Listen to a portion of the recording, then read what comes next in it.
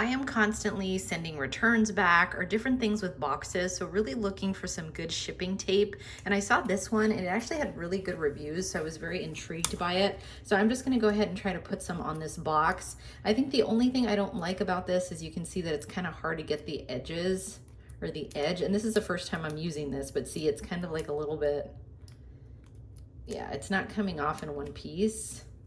Okay, there we go. But that was good, right? So it actually did go ahead and pull off together in one piece. So now I'm just gonna take this piece off, because this is where you're gonna cut the tape on the top here.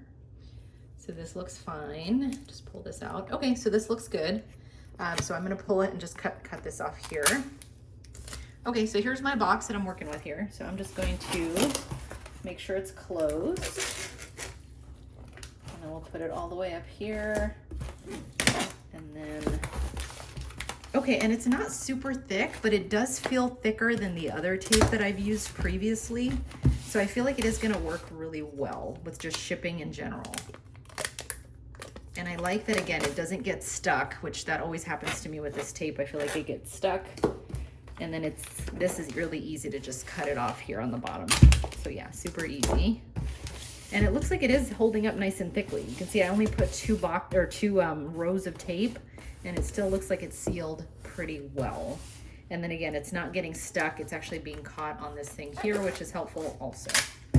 So yeah, I definitely recommend this tape. It is working really well, and it seems nice and thick, and then it's gonna hold.